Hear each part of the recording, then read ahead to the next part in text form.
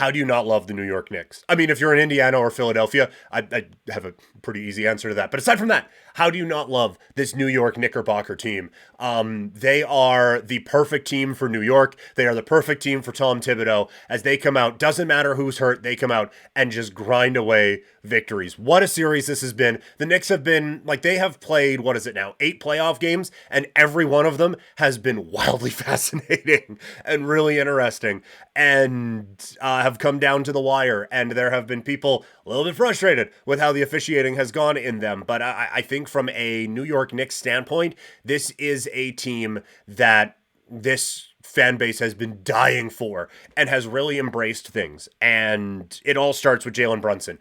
And when he goes down in the second quarter and the Indiana Pacers go on that run to start to pull ahead, you're getting a little bit concerned because they have run Brunson into the ground, and that's not going to get better over the next little bit. So they really need to, I mean, overall, they need to figure out the non-Brunson minutes. And yes, generally there's only about 3 of those in a game, but they still need to figure that out, because without him, they got smoked against Philly, and they got smoked last night against the Indiana Pacers. But he comes back in and just lights the world on fire.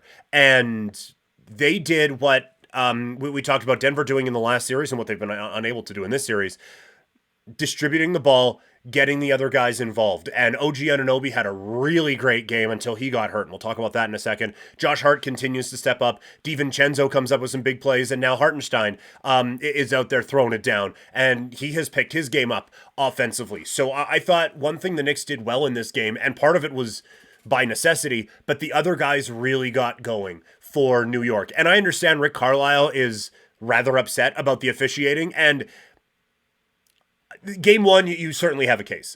Game 2, I don't think so. I think that is residual frustration carrying over from game 1 into game 2, and he is just being boo-boo faced about it. So I think that this is a complaint that, like, it's to get his team going, and it's that no one believes in us. Everyone hates us. They're chanting, "Fuck you" to our legend that's sitting over there.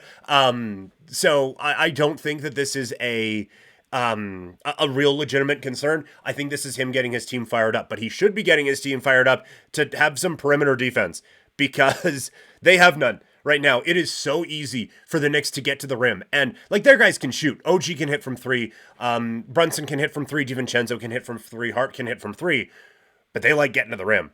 And that means they're really liking how things have been going against this Pacer team, because they have been able to get to the rim rather consistently over at least in game 2, they were able to. And that has really broken things down for the Pacers. And they haven't been able to figure it out all year. The one guy who can maybe get in the way a little bit is Halliburton, and he is very obviously limited in what he can do. And so the Knicks are just dicing him up and getting to that painted area whenever they need. And then you're getting Brunson hitting floaters, you're getting everyone throwing down monster dunks, and it's then creating opportunities to kick the ball out and create those 3-point shots. So that is something the Pacers need to work on 100%. But for the Knicks, this is a really challenging time now, because OG Anunoby leaves this game with a hamstring injury, and he was ballin'.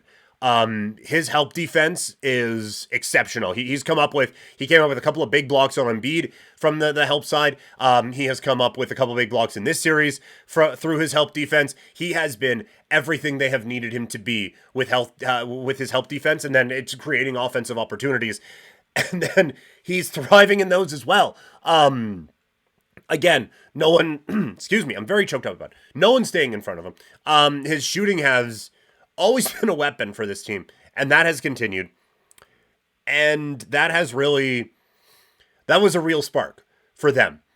And if he's going to miss some time, and odds are he will, that's going to be really, really challenging to replace that, both offensively and defensively. Like, offensively, they have no one left. They're already missing Randall. They're already missing Bogdanovich. Burks just hasn't played at all.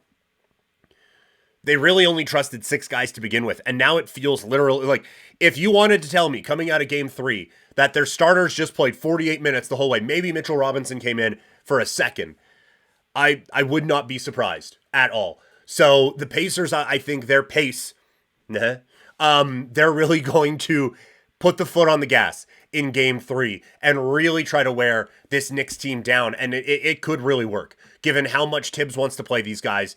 And they are going all out this whole time.